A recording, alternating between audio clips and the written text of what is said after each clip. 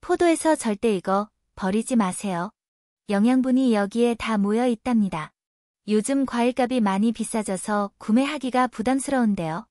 그래도 건강을 생각한다면 가끔은 드셔야겠죠? 보통 사람들이 와인 한두 잔이 건강에 좋다고 믿으며 즐기곤 하는데요. 그 이유는 주재료인 포도에 함유된 레스베라트롤이라는 성분이 들어있어서 그러는 겁니다.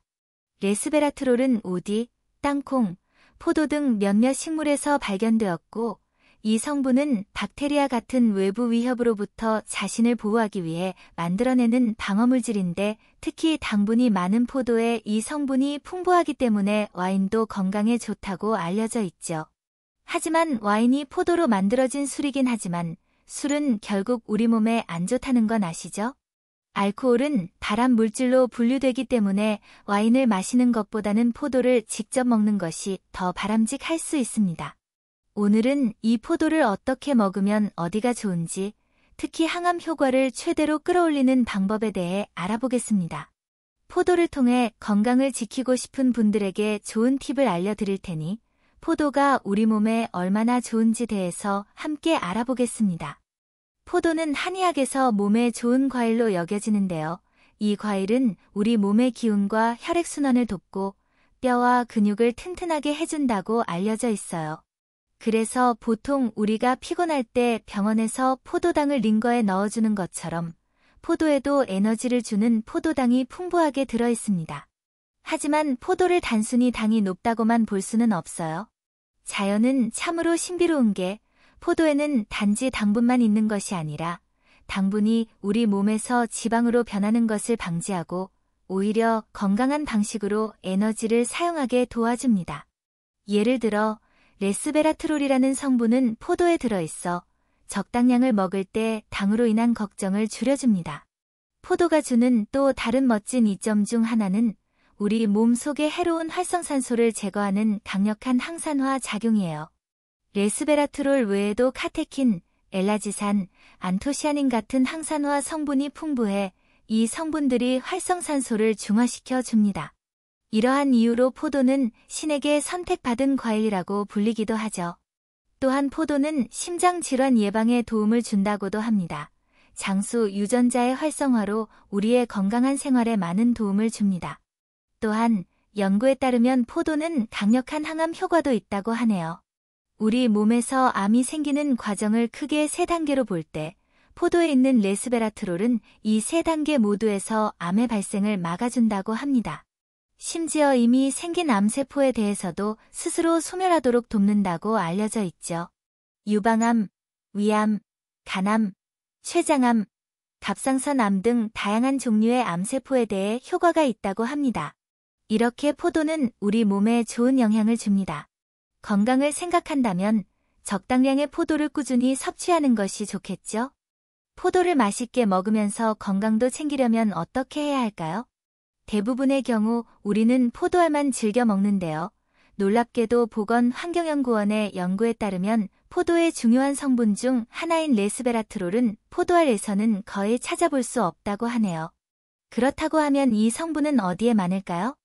연구한 결과 포도 껍질에는 대략 3mg, 포도 씨에는 4mg, 여기서 놀라운 건 포도 가지 부분에는 무려 52mg이나 들어있다고 해요. 이는 과육보다 가지 부분에 약 50배 더 많은 레스베라트롤이 있다는 것을 의미해요. 하지만 한 번 더 놀랍게도 포도에는 항산화 성분과 폴리페놀이 풍부하게 들어있는데요. 생과 100g을 기준으로 할 때 과육에는 20mg의 폴리페놀이 들어있는 반면 껍질에는 239mg, 포도송이 줄기에는 703mg, 포도씨에는 놀라운 1439mg이 함유되어 있어요. 이는 껍질, 줄기, 씨 순으로 항산화 성분의 함량이 급격히 늘어난다는 것을 보여줍니다. 그래서 포도를 먹을 때 속살만 골라 먹고 나머지를 버린다면 사실상 맛있는 당분만 섭취하고 나머지 몸에 좋은 성분들은 전부 버리는 셈이 되는 거죠. 그럼 마트에 가보면 다양한 포도를 볼 수 있는데요. 예를 들면 캠벨, 머루, 거봉, 샤인머스켓 같은 것들이죠. 포도는 크게 흑포도와 청포도로 나뉩니다. 이 중에서 검은색 포도에는 건강에 좋은 항산화 성분이 더 많이 들어있어요. 특히 우리가 쉽게 가장 많이 볼 수 있는 검은 포도인 캠벨이라는 종류는 이런 성분이 아주 많다고 알려져 있답니다. 오늘은 캠벨 포도를 활용한 특별한 레시피를 소개할까 합니다. 바로 건강에 좋은 포도차 만드는 법이에요. 포도를 맛있게 먹고 나서 남은 껍질이나 씨, 심지어 가지까지도 다 버리곤 했죠. 하지만 그런 부분들에도 건강에 좋은 성분이 더욱 많이 들어있으므로 오늘은 그런 재료들을 활용해서 우리 몸에 좋은 포도차를 만드는 방법을 알려드릴 거예요. 이 포도차를 만드는 건 정말 간단해요. 포도를 다 먹고 나서 남은 껍질이나 씨, 가지를 깨끗이 씻어주세요. 그 다음 물 1리터를 냄비에 붓고 껍질, 씨, 가지를 모두 넣어서 끓여주세요. 물이 잘 끓기 시작하면 불을 줄여서 물량이 절반 정도로 줄어들 때까지 약한 불에서 더 끓이면 됩니다. 이렇게 해서 만들어진 포도차는 아름다운 보라색을 띠며 포도 향기가 은은하게 나고 맛도 적당히 달면서 약간 씁쓸한 매력이 있어요.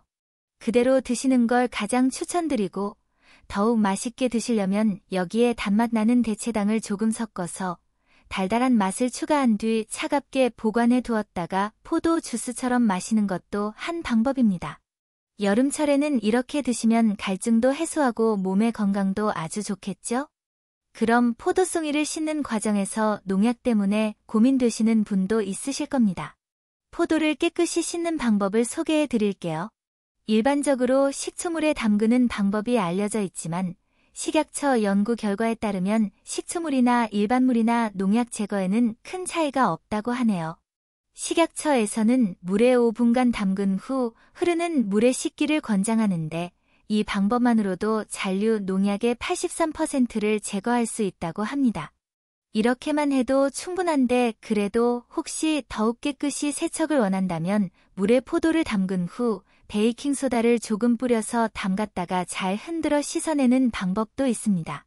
베이킹소다가 알칼리성이라 농약의 산성을 중화시키고 거친 입자가 농약을 물리적으로 떼어내는데 도움을 준답니다. 그리고 포도 표면에 하얗게 보이는 것 보신 적 있죠? 이것은 농약이 아니라 포도가 자연적으로 만들어내는 과분입니다. 이 과분은 포도 껍질을 보호해주어 곰팡이나 먼지가 붙지 않게 한답니다. 연잎이 물을 막아내듯이 이 과분이 잘 발달한 포도는 깨끗하다고 볼 수 있어요. 그렇기 때문에 과분이 많이 보이는 포도를 선택하는 것도 하나의 팁입니다. 포도를 구매하고 집에 두었다가 드시기 직전에 가볍게 씻으면 되고 과분을 일부러 닦아내지 않아도 돼요. 과분이 많은 게 건강한 포도라는 거 기억해주세요. 포도를 먹을 때 주의할 점이 몇 가지 있어요. 포도는 알맹이가 서로 달라붙어 있기 때문에 세척할 때 알맹이를 하나하나 떼어내어 씻는 분들도 계시죠? 하지만 이렇게 하면 포도의 과육이 노출되어 영양분이 빠져나갈 수 있어요. 게다가 세제를 사용한다면 그 성분이 과육 속으로 스며들 위험도 있답니다. 그러니 포도는 전체를 통째로 물에 담가 깨끗이 씻거나 포도송이를 반이나 세 등분으로 잘라 세척하는 것도 편합니다.